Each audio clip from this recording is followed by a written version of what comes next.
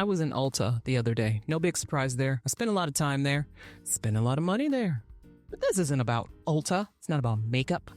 It's about the conversation that was going on. There were some girlies chatting up about their Galentine's Day. How did you spend your Galentine? And I hadn't heard of Galentine's until I think it was Parks and Rec. The Amy Poehler character did a Galentine's with her best friend Anne.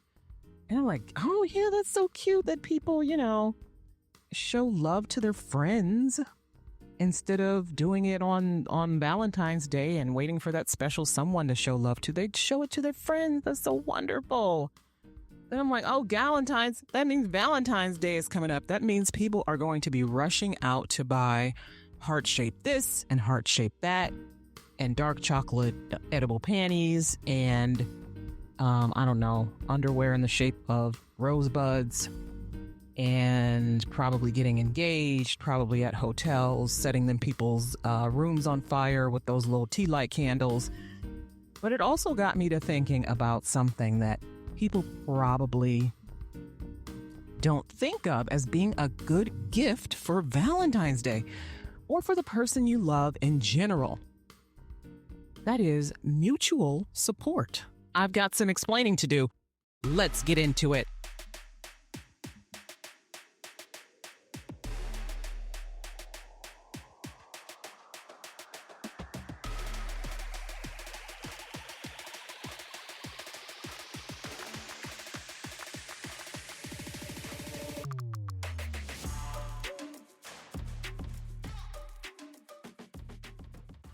Hey everyone, welcome back for another episode of Ayana Explains It All, the podcast bridging the gap between current events and human behavior. I am your host, Ayana Fakir, your Black Muslim lady lawyer who has an opinion on everything, and I'm coming to you pre-recorded on this Monday evening of February 10th, 2025, because there is no rhyme or reason to my recording schedule. It's just whenever I feel the spirit in my heart. But I am in Ohio. It's apparently still winter.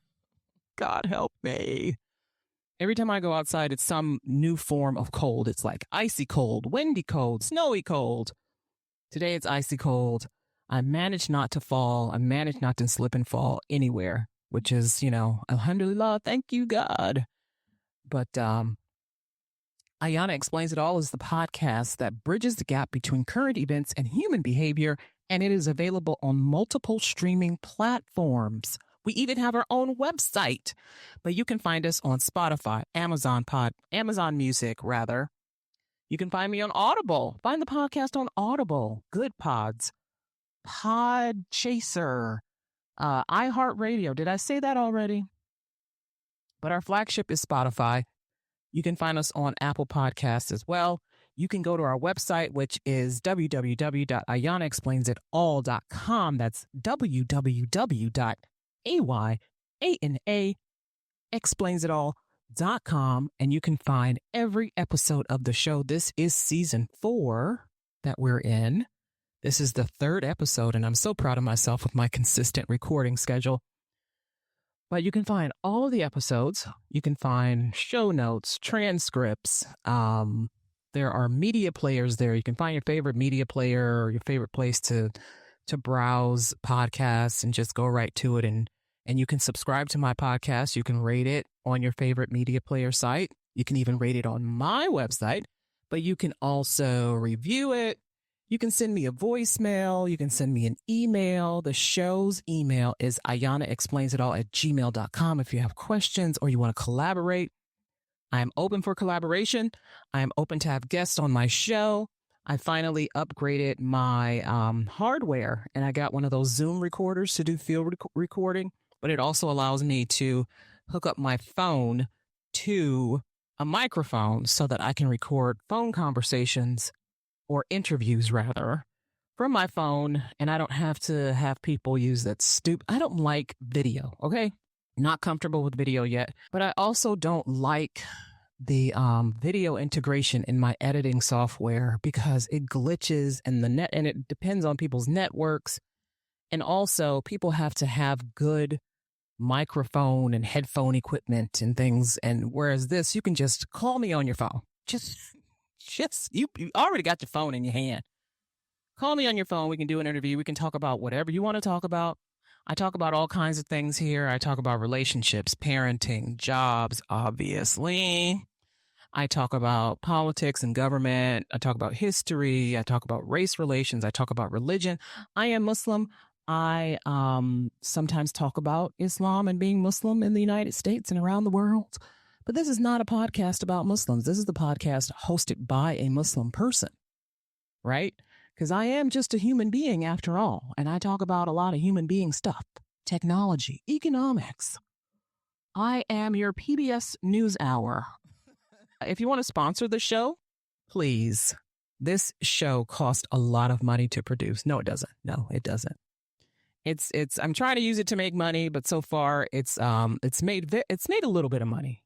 A little, very little. I would love to make more so that maybe I can retire from Elon Musk's government within the next 10 years. Again, go to www.ayanaexplainsitall.com for all things podcast. Let me know what you think. Share the show with a friend or a family member. Tell them that you know this Muslim woman who has an opinion on everything, and she just wants to share her opinion. I just want to share with you. I just want to share my opinion with you because I love you and I want you to be the best version of yourself. Yeah, I know I don't know you. I can still love people I don't know, right? Speaking of love, okay. I don't do relationship advice except maybe once a year because why? Because I suck at relationships.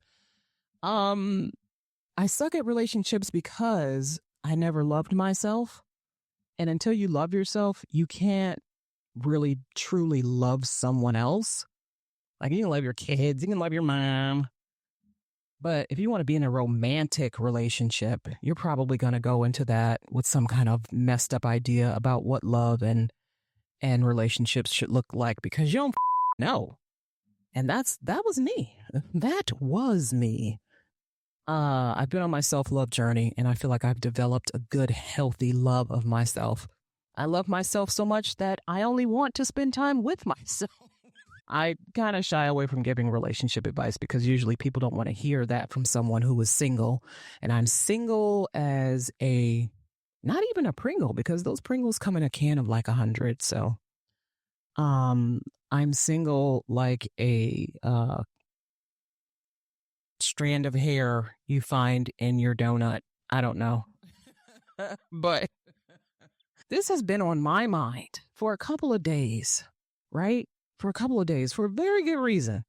I always get a bee stuck in my bonnet. I always get a bee stuck in my bonnet, and I will go to one of my friends first, and I'll flesh the topic out with them. And I'm go, what do you think about this? What do you think about this? What do you think about this?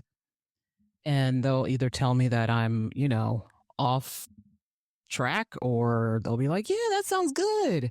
And this time I got that sounds like something you can explore. That sounds like you've got, I get where you're coming from, Ayana. Always love to get, I get where you're coming from, Ayana. You don't have to tell me that I'm right. Just go, I get where you're coming from. I get where you're coming from, Ayana. And so it's not a secret that people in relationships often feel alone and unsupported. Like there's some point in time in their relationship where they feel like their partner really isn't showing up for them or really isn't there for them. But it's also no secret that people in general simply have no idea to how to live together, how to be together, how to work together, how to cooperate together. And in relationships, people have those basics. They get those basics down, right? The dating, let's go to the movies, let's go out to eat, let's go bowling, or whatever the hell you people in relationships do. You know how to kiss, and you know how to hug, and you know how to give gifts, and you know how to do other intimate things, and you know how to hold hands and stand in line at Cedar Point wearing the same outfit so that everyone can tell that you're on a date with your boyfriend and you're getting on a roller coaster. Oh, great. But when you ask a woman who is in a relationship, who is her biggest fan? Does she say it's her partner? Like in a heterosexual relationship, does she say, oh, it's my man, of course? No. She'll probably say, oh, it's my best friend, who's probably a girl, or it could be a gay guy. But she'll say, oh, it's my dad, my mom and dad. You ask a man who his biggest fan is, he's going to say, oh, my girlfriend or my wife, for sure. For sure. She's my biggest fan. Why is that? Why are women their man's biggest fan, their biggest support, their loudest cheerleader? But for women, their man is not their biggest support, their biggest cheerleader, their champion. Why is that? And I've talked with my therapist about this, and she says, she's hilarious. She says, men don't want a partner. Men don't want a partner. They want a warm body. They want somebody to take care of them.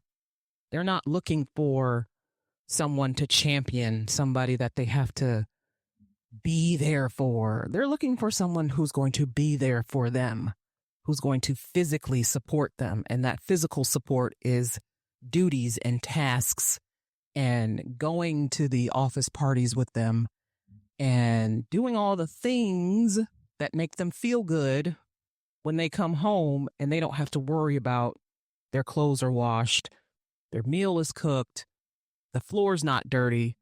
Not that they even care because they probably like it that way. But women want a partner, right? Women want partners. We want to partner. That's what we want. That's in our nature to want that. Or that's how we've been nurtured. That's how we've been groomed. As we've grown up, that's what we've been groomed to look for. A partner. Someone who's going to do all the little things for us, with us, around us, to us, and we'll do the same for them because there's this mutual giving and taking. There's giving and taking, giving and taking. But most women find themselves giving, and the man doing a lot of taking, and they're not getting, there's no reciprocation, right? Remember that famous line from that Lauryn Hill song? Tell me who I have to be to gain some reciprocity, because no one loves you more than me, and no one ever will. You see that people forget about that part, because no one loves you more than me. That means she is his biggest fan, his biggest, greatest fan. And she's been giving him all of that energy. And she hasn't been receiving any from him because he's not giving it. Not because she's not open to receiving it, but because he has not been giving it to her. But she's been giving it to him. And as women, we don't like to admit when something is over. So we will give and give and give. We'll give for years, 10, 20, 30, 40 years. I saw a video. This woman the other day, she was like, we've been married for 50 years, but I'm tired of being cheated on, so I'm leaving him. At some point, we are done. But it's usually later than what is normal. We're done in our heads, but we stay because there's a comfortability, there's a familiarity. This is our fantasy. This is my fantasy man, and I have the fantasy life. We have the house, and you probably got some kids, and it probably looks really good to your community that you're married. It looks good to your family that you're married, and you have all these memories together. Oh, the memories. Look at the photographs. So we stay to preserve that fantasy so that we can make more memories, more family trips with a person you don't like. I've seen it. I have seen it. I've seen it. I've seen it. People in relationships have these basics down, right? When you ask them who their biggest fan is, the woman says someone who is not her partner. The man will say it's his partner. Now, I spend a lot of time on my podcast talking about finding joy, and how important finding joy is to your everyday life, and how important finding joy is to sustaining you, It's part of your resilience. When I speak about finding joy, I am reminded that joy can be found in many areas, including in this sense, in these acts of mutual support. Now, people talk about their love languages all the time.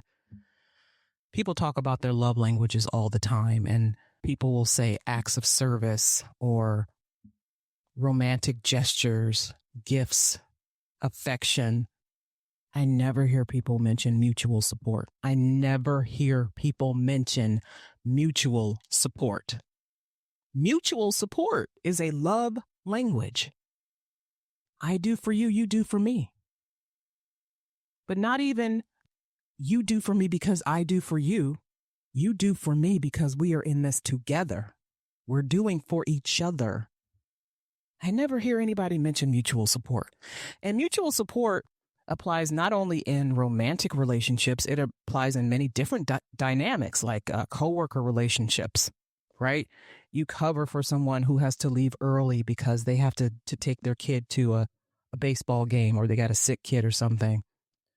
Or somebody in your community needs their rent paid.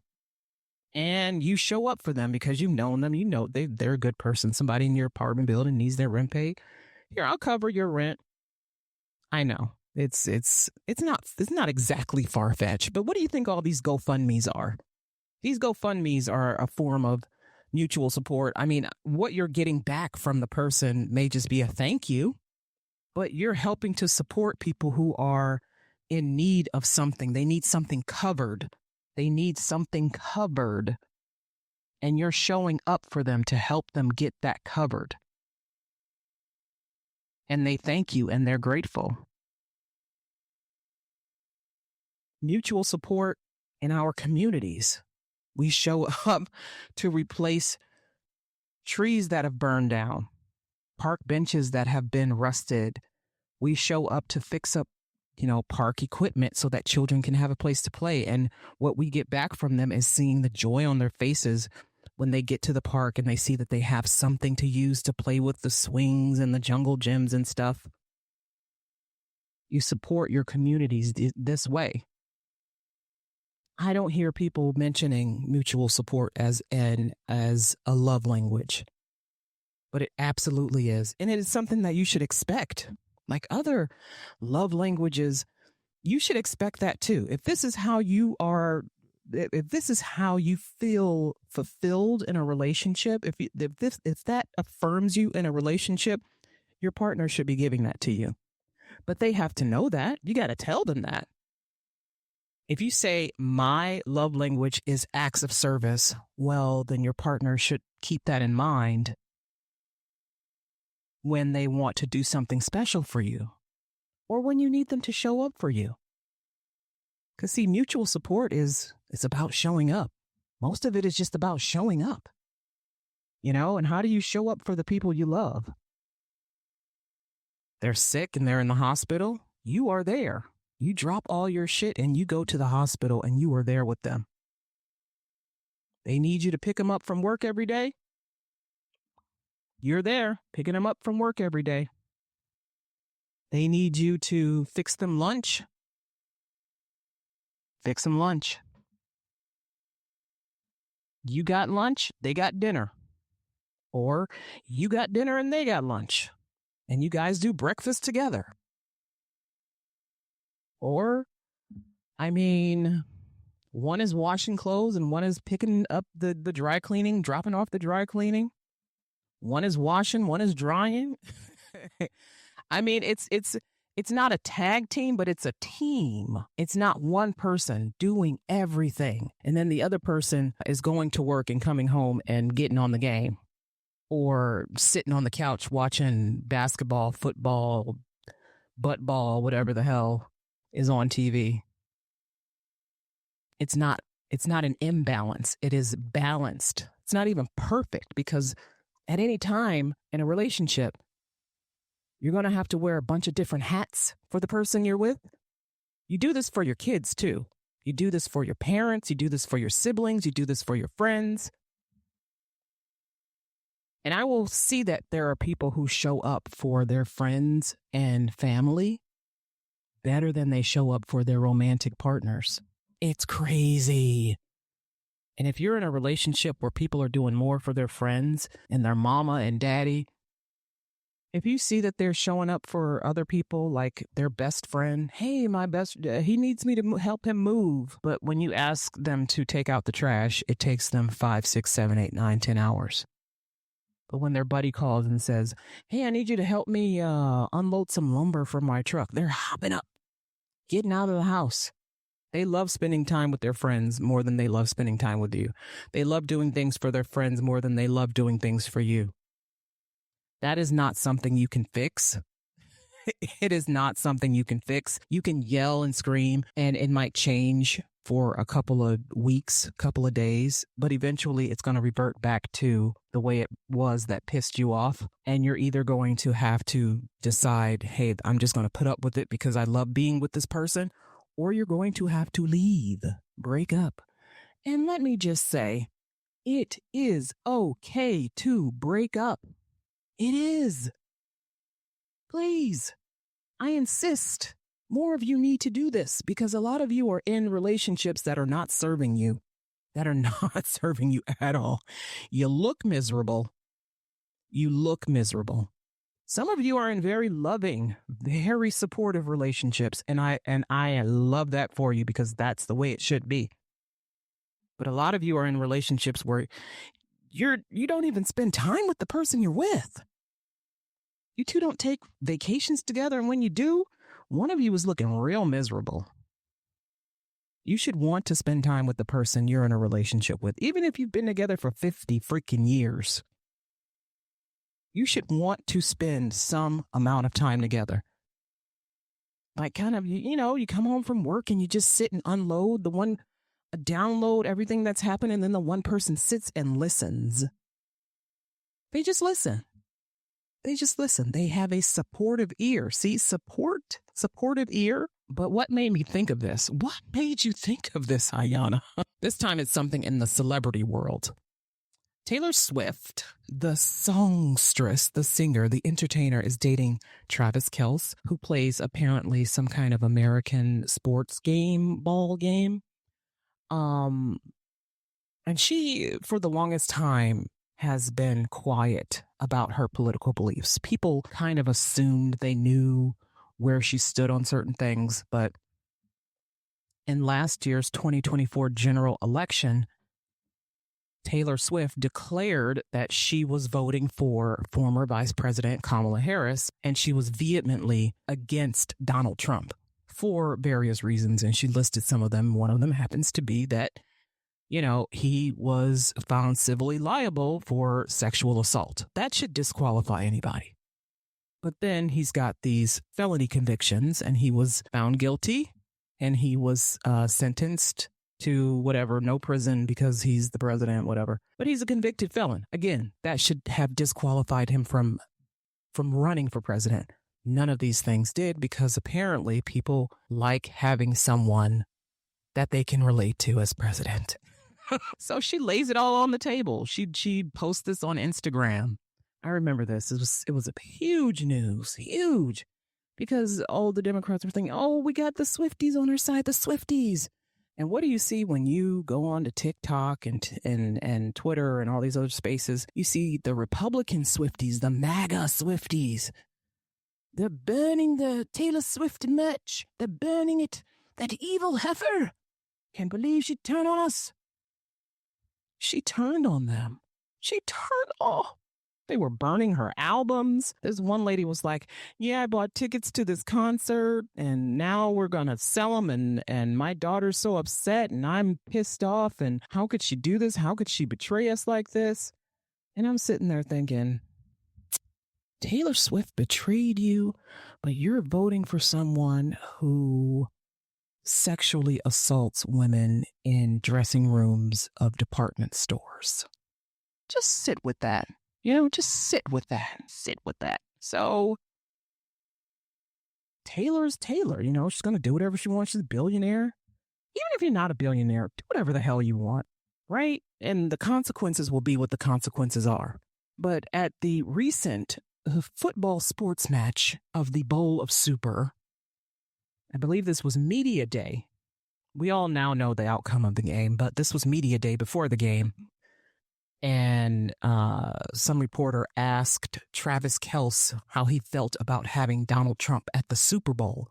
And we had already seen Donald Trump tweet about how proud he was of Patrick Mahomes and his wife. MAGA, yay, they're MAGA. Patrick Mahomes' mother is MAGA. His entire family is MAGA, blah, blah, blah, blah, blah. They're all a bunch of nut jobs. Yeah, because it's a cult, okay? Argue with your mama.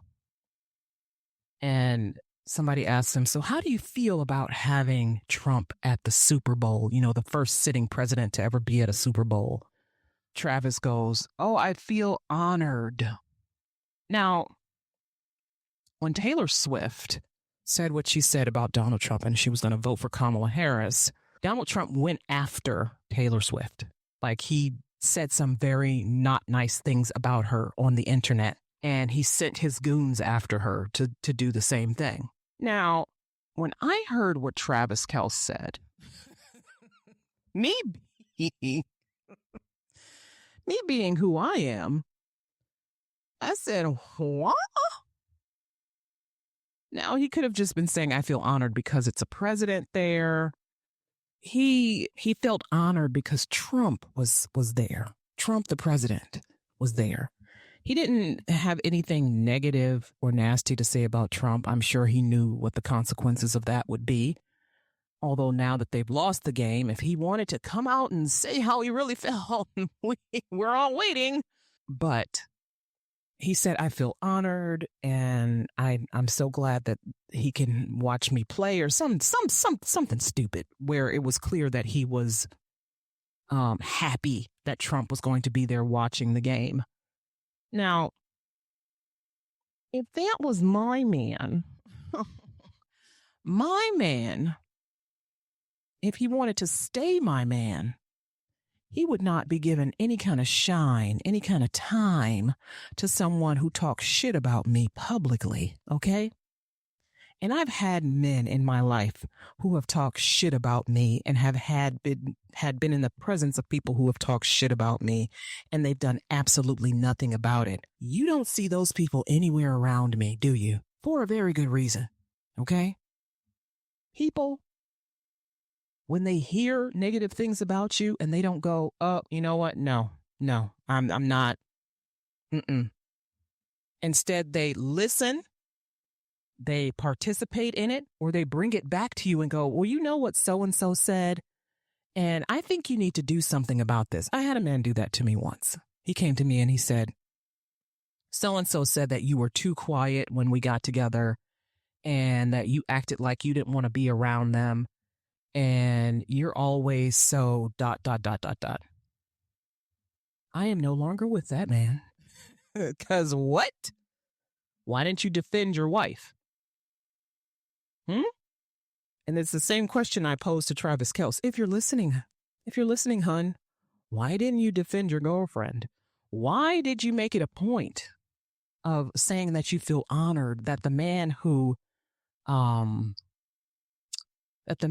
who slandered your girlfriend, whom you love so much, whom you respect so much, the man who slandered her publicly, you said that you felt honored to play in his presence? No man, if he wants to stay with me, will ever align himself with my haters. Ever. No, that is a mistake. That is a mistake. What you should have done was said, I'm happy that anybody can come here and watch this game. It's such an honor to play in this game. And I'm happy that everyone will get to see me play, or everyone will get to see our team play. I'm happy for anybody who gets to come here and watch this game because, you know, it's a big deal. Or you could have said nothing. I mean, there were a few players who actually said nothing. And that says a lot. You could have just said, wow, you know what? The sun is shining in New Orleans. The weather is, and people would have made of it whatever they wanted to, but they also would have made of it, he's doing that because his girlfriend is Taylor Swift, and Trump has talked shit about his girlfriend, and he is on the side of his girlfriend. Travis Kelce is on the side of Travis Kelce, okay? Travis Kelce is on his own side. Taylor Swift is in a relationship with a man who is on his own side. And it shows. It shows so badly. And I remember the day that he said that, I posted on Threads. I said, by the way, the show is on Threads, but I'm also on Threads and Facebook and Instagram and TikTok. The show is on all the social medias. You can check it out. You can find all that information on the website, but I posted on Threads and Facebook. Taylor, it's not too late to dump Travis Kelce. It's 11:19 p.m. Yes, you can dump a man before his big... And the responses I got on Facebook were laughs, but on Threads it was, honey, you can't abandon him to dump her boyfriend because he got the political belief and and why was to do that? And this is so stupid. And I know the talking about it. listen, I know what I'm talking about, okay? I can read people. I read people's energy. When what people do or don't do, when they say or they don't say, that silence speaks volumes. And I read one article and was like, well, in private, she really doesn't care that he said that. It's not really a big deal. Bullshit. Not only that, but the fact that they have now lost the Super Bowl, it's going to be even more glaring. The fact that Trump was there and he was rooting for the Chiefs and the Chiefs lost, and Travis was honored to have Trump at the game where he lost.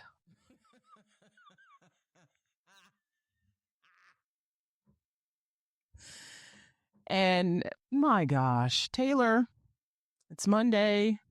Yes, you can dump a guy before Valentine's Day. You can. You can dump him after Valentine's Day. You could wake up on midnight, February 14th, and go, you know what? Yeah, I'm just going to head out. But you know what? It's not just this. I have so many examples of men not engaging in mutual support with their girlfriend and wives, with their girlfriend or wife, not just from my life, but from popular media, that I said to myself, yes, we have a problem. There is a problem. Why aren't people supporting each other when they are in relationships? Publicly, privately, whatever. And maybe it's just me, but if you talk shit about the person that I'm with and I hear about it or I see it, oh, I'm coming for your eyeballs. Not literally. I'm a lover, not a fighter. But I'm going to defend my man. I mean, if he's wrong, he's wrong. But a lot of y'all just be online talking shit. And a lot of y'all be on the phone talking shit. And a lot of y'all just be places talking shit about people. You like to talk mess about people. I have had to defend the man that I'm with many, many, many times over the years when I'm with him. Because there's always somebody who doesn't like something about the way he looks or the way he talks or the way he acts. It never fails with any man I've ever been with. There's always somebody who's going to talk some kind of smack. And this is why I had to cut people out of not only my relationships, but my life. Because people always have something to say. Always. And it wasn't that I wasn't going to just ignore them. Ignore the haters. Shake them off.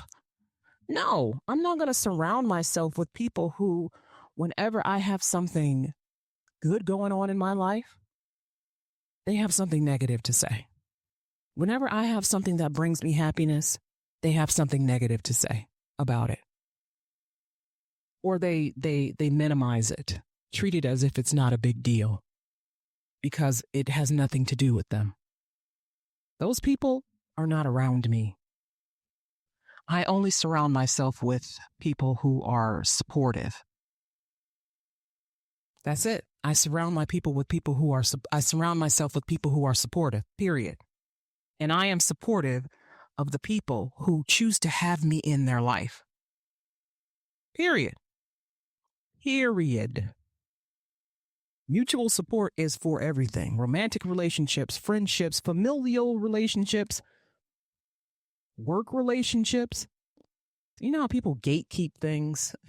People do that at work. They do it online, they do it at work. People gatekeep things because they don't want you to have what they have. They don't want you to look how they look or have the opportunities that they have. So they keep the information to themselves, even though you've known them for a long time and you've supported them for a long time. They won't share their knowledge with you. Yeah, sharing knowledge is mutual support too. But there are people who will gatekeep.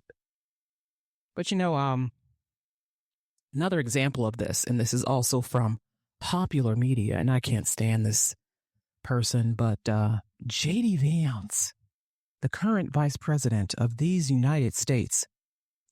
And this was, and I can't even believe people didn't like hop on this right away. I feel like I was one of the first people to go, huh? You did what?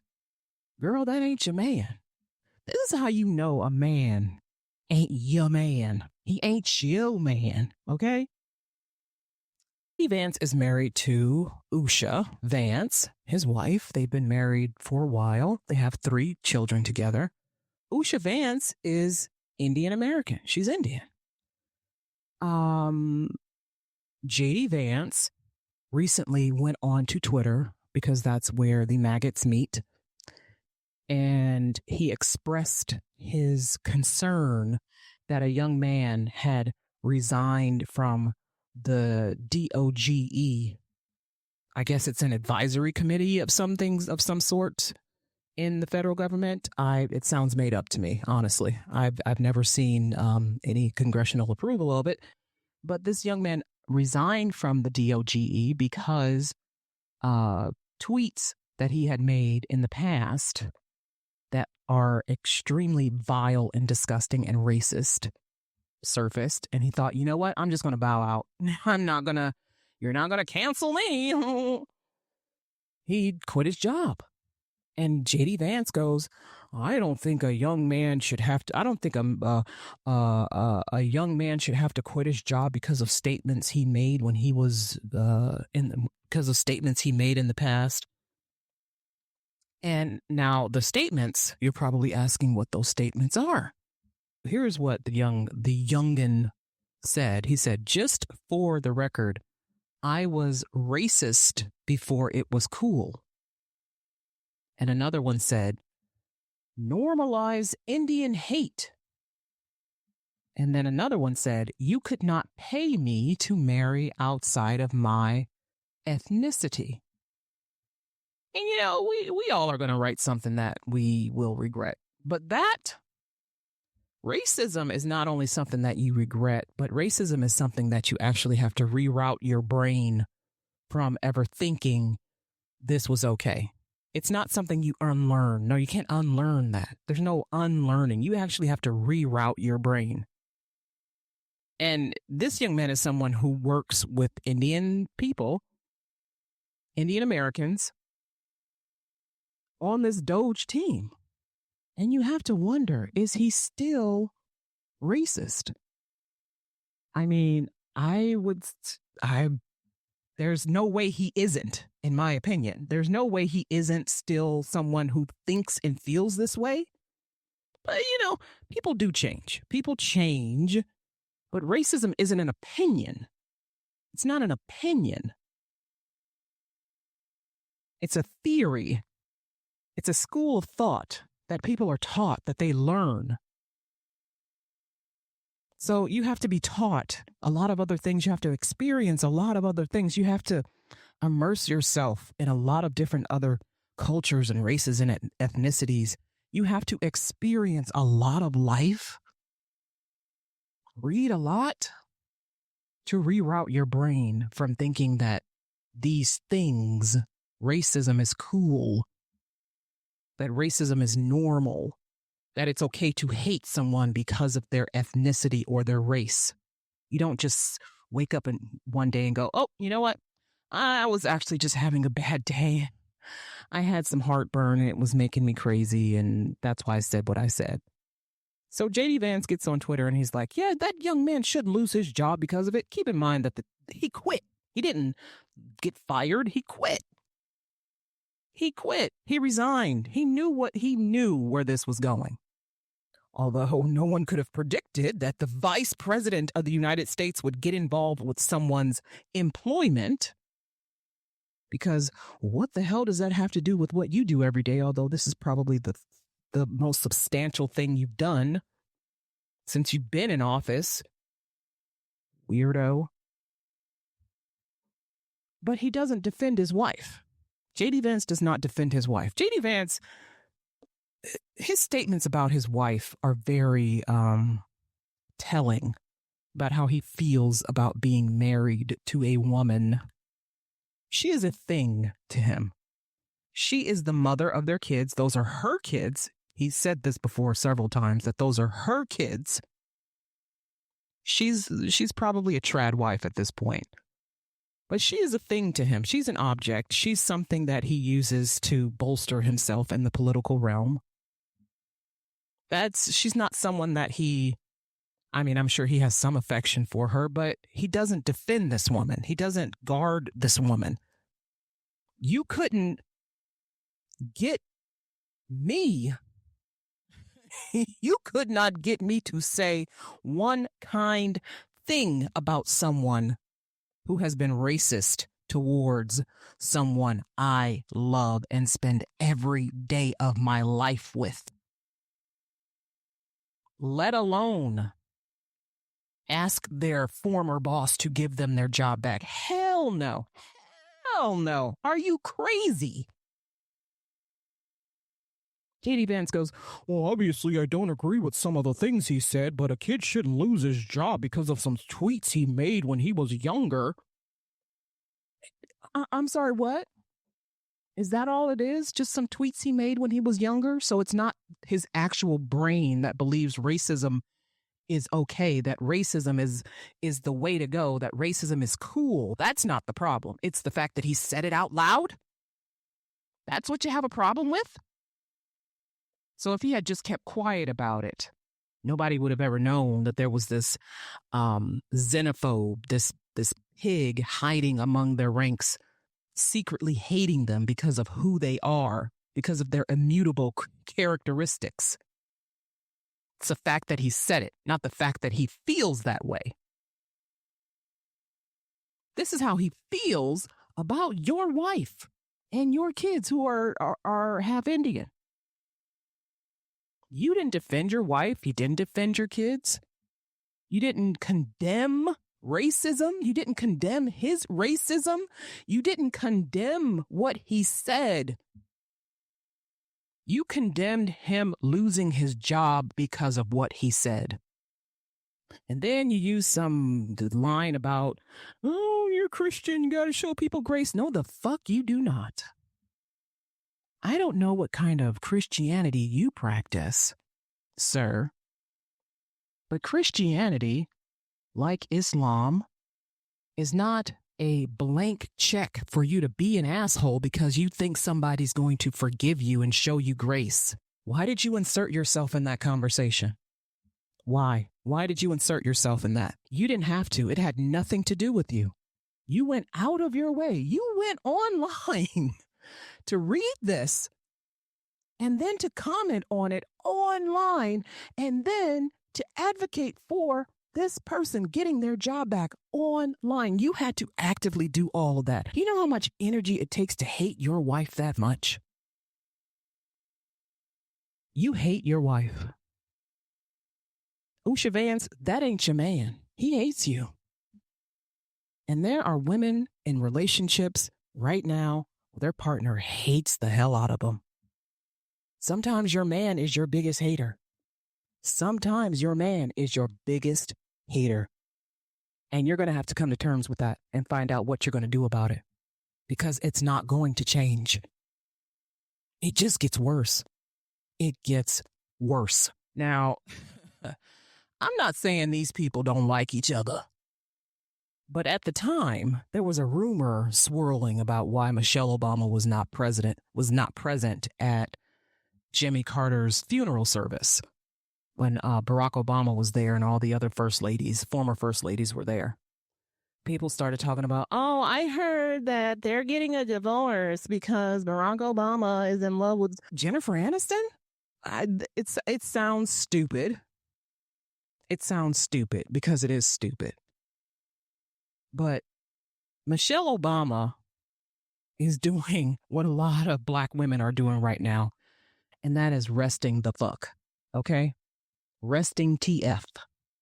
Resting the... Because we are tired of showing up for people who don't show up for us. We are tired. We are over showing up for people who do not show up for us. We are tired of not receiving what we give to others. And Michelle Obama was one of the Democrats who worked tirelessly to help get Vice President Kamala Harris elected. And she has endured a lot of nastiness, a lot of vile, disgusting comments about her sexuality, her hair, her body build, her face, her everything. Everything. And some of that has come from Donald Trump and his maggots.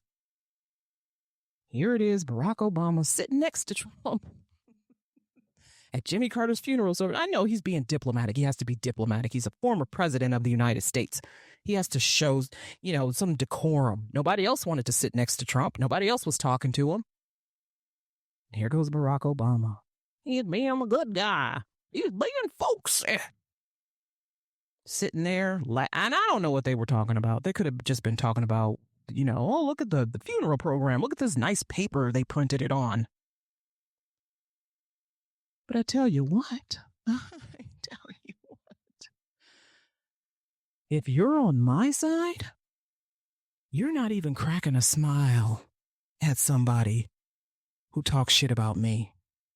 Not at all. And I'm not saying I control people, but if somebody got online and said the things about Michelle Obama that Trump and his maggots have said about her, you couldn't even smell me. That's how far away from you I would be.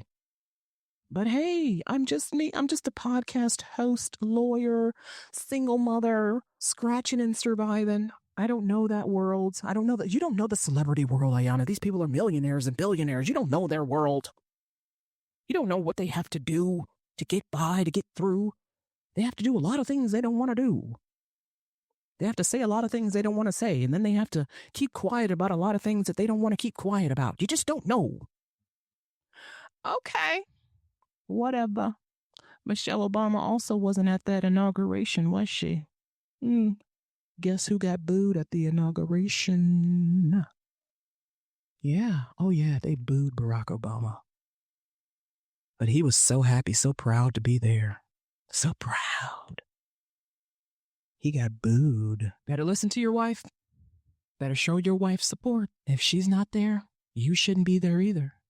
I mean, he could have easily said no. Could have easily said no.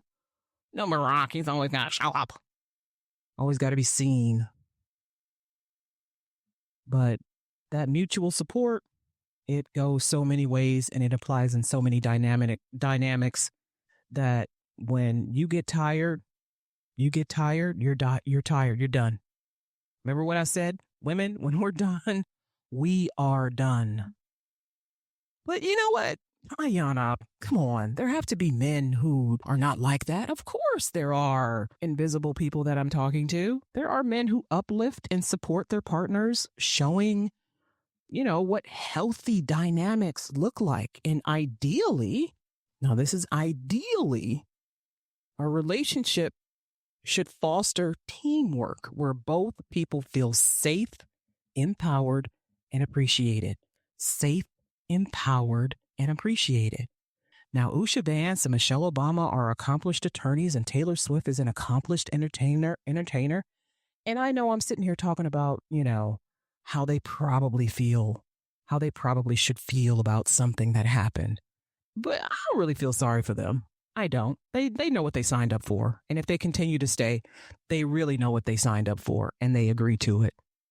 But their man's career will always be compared to theirs, and at some point will probably be more important than theirs in the grand scheme of things, unfortunately. But this is the game they play. These are the trade-offs that they make. Men don't downplay their success either. But do they downplay their women's success? Now listen, don't judge me, but I know you're going to anyway. I watch some reality TV, and it's all trashy, but I call my particular shows trashy. And there's this particular show, I will not name names, but you will guess. It revolves around couples who are from different countries, but one person in the couple migrates to the other's country for marriage. Wink, wink. There's a couple who did this several years ago, and they've been happily married for a while, and they now have 3 children.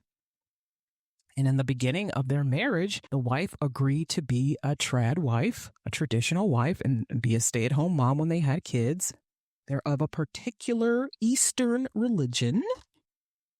But at some point of being a wife and a mom for several years, the wife felt like she needed something more. She wanted to get a job outside of her house. Her husband got so mad. Like he was turning red mad. Okay. And this woman had had major surgery. She had her body reconstructed or whatever the hell, mommy makeover. And he had to take care of the 3 babies by himself for, I think it was 6 weeks. And he had a little bit of help from his father who was there from visiting from this Eastern country. But he was hot. He was like, when are you going to be done recovering from this? I need help with the dishes and the kids and the meals. And he was upset that he had to work and then also take care of the kids, which is something women do every day, by the way. But when they were sitting at this dinner and she was explaining to him, hey, you know, I feel unfulfilled and I just want to go to work. I just want to have a job. I need something more. Her husband was like, no, that's not what I signed up for. And she goes, well, but I thought that you would support me. I thought you would be my cheerleader. He was like, what, you want me to put on a skirt and have some pom-poms and wave pom-poms and be your cheerleader? No, I didn't sign up for this.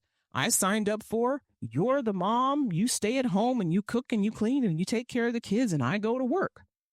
If you go to work, that's going to stop. And I don't want it to stop. I don't want you to have a job. I'm not happy about this. You're not going to do it. I'm going to be very upset. And he was upset. And she's sitting there and she's just, you know, descending into a puddle of tears. And I'm looking at this shit like, what? What? Excuse me. This woman is telling you that she feels unfulfilled, that she is unhappy.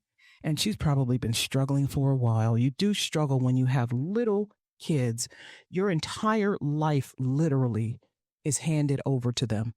Every moment, waking moment. I say this as the single mom of 2 kids who has only recently, because mine are 17 and 20, who has only recently begun to have my own life. Your entire life becomes about your children. Your whole life. You can't even sleep at night because you're thinking about some shit the kids have to do the next day. And they've probably got appointments and sports activities and play dates, and they've got to go to school. And what are they going to wear to school? And oh, this reminds me, I have to put money on my daughter's lunch account. And I have to call my son to make sure, to ask him how school is going because he's away at college and da-da-da-da-da-da-da-da. And it gets easier, but not for a long time. Not for a long time.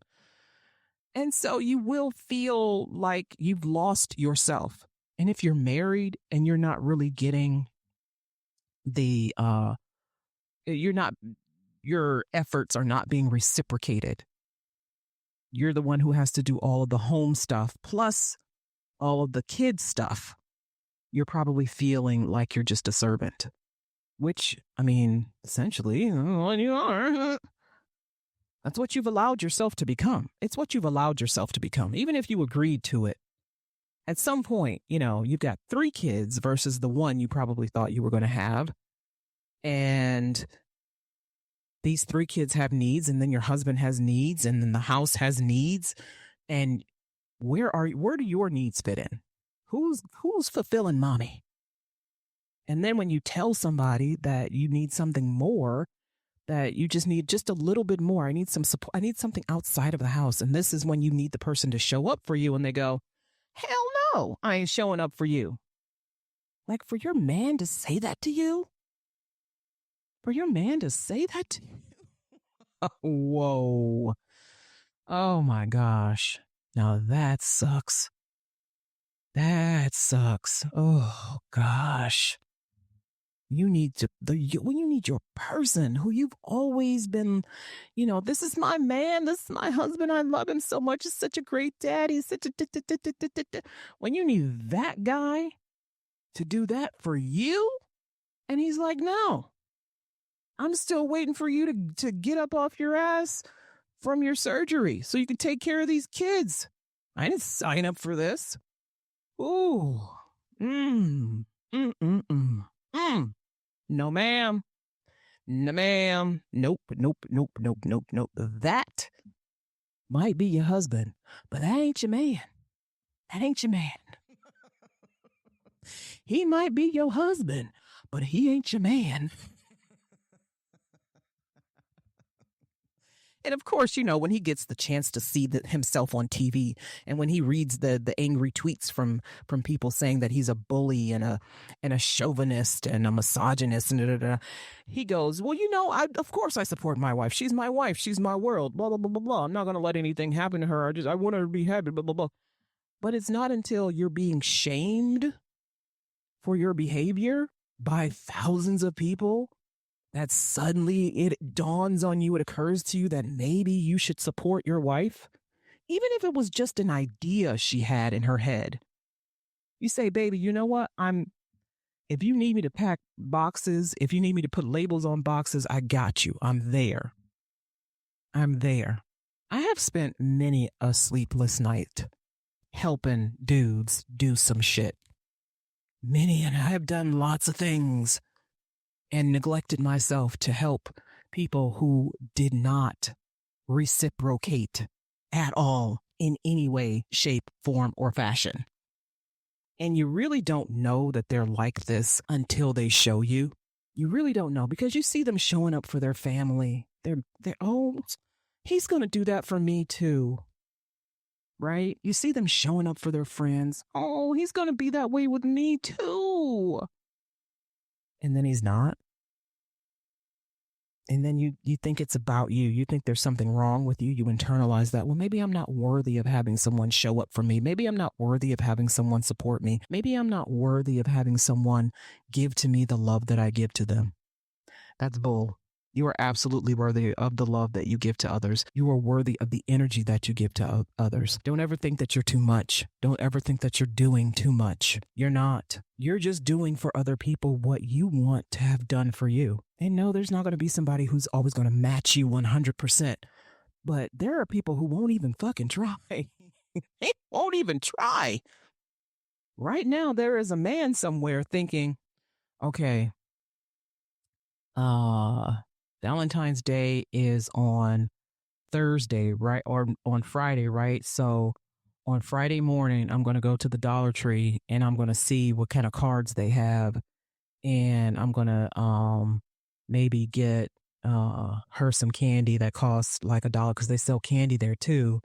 And then on the way to her place, I'm going to sign my name in the card and maybe put $50 in it. And that's going to be what he thinks about her. A last minute gift. A last minute gift. No thought, no personalization. Does she even like candy?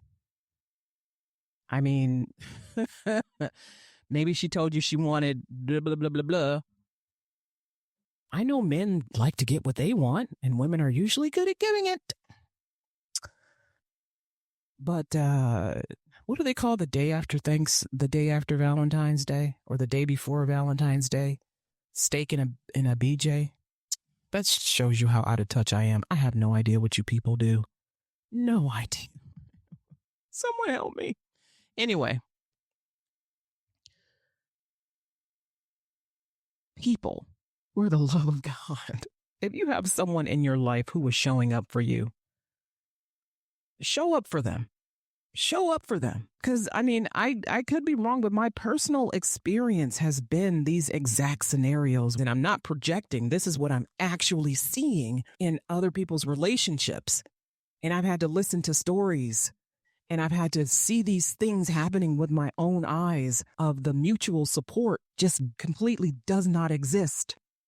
And it's usually the woman doing all of the things for the man, for the family, showing up.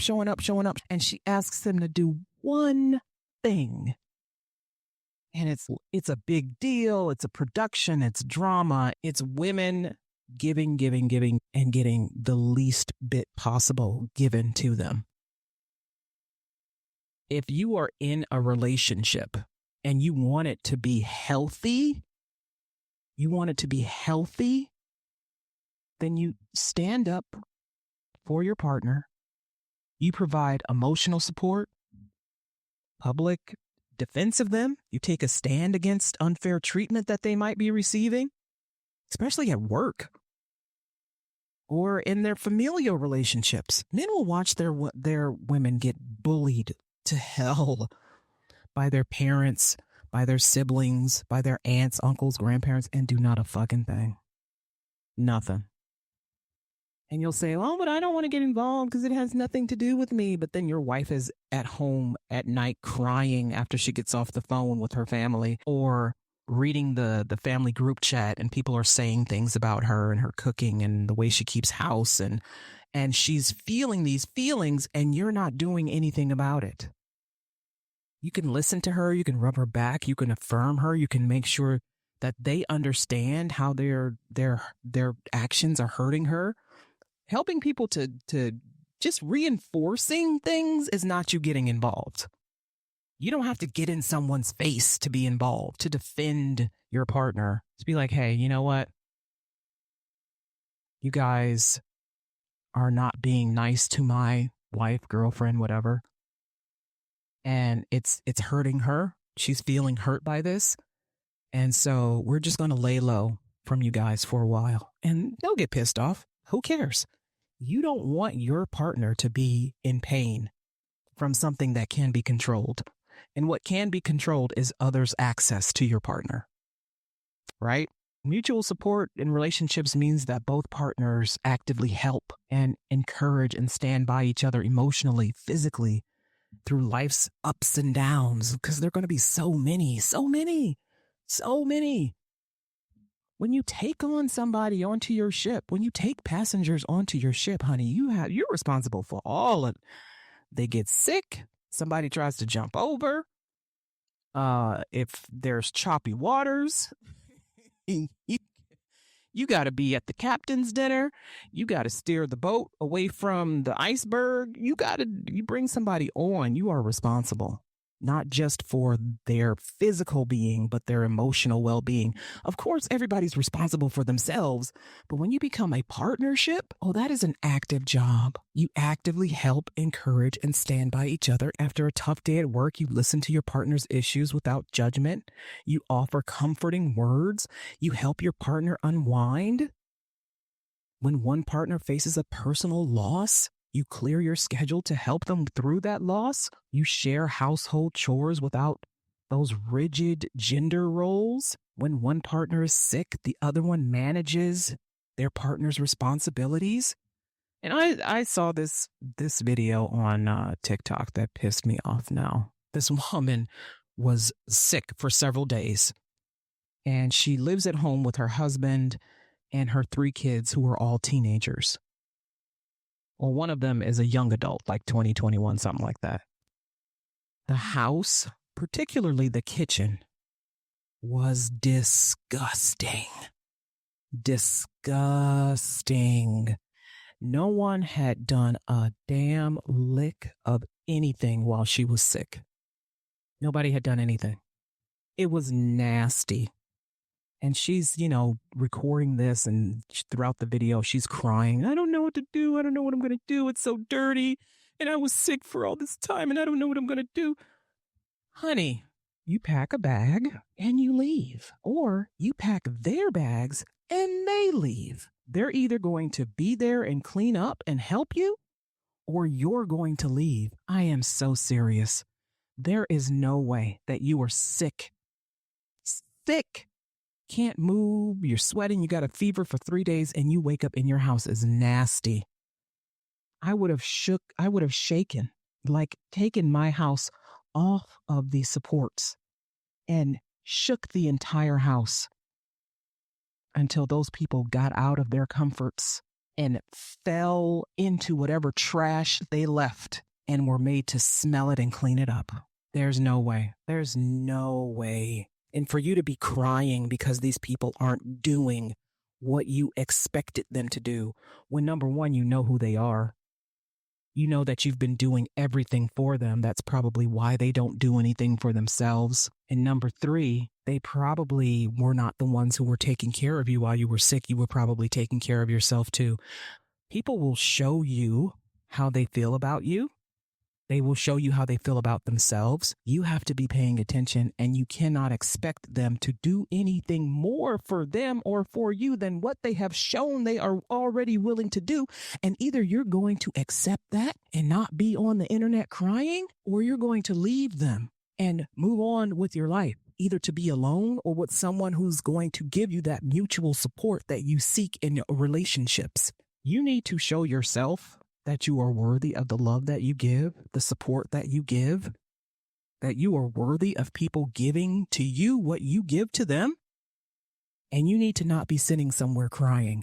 You need to not be putting up with someone not defending you in public. You need to not be putting up with someone making googly eyes and smiling at the person who talks shit about you, right? A partner cheering you on is the minimum. It is the minimum. Mutual support strengthens bonds. It builds trust, and it helps both individuals grow as a team. Relationships thrive on mutual support, and they falter without it. Remember that. And this has been Ayana Explains It All, brought to you by Facts, Figures, and Enlightenment. Take care.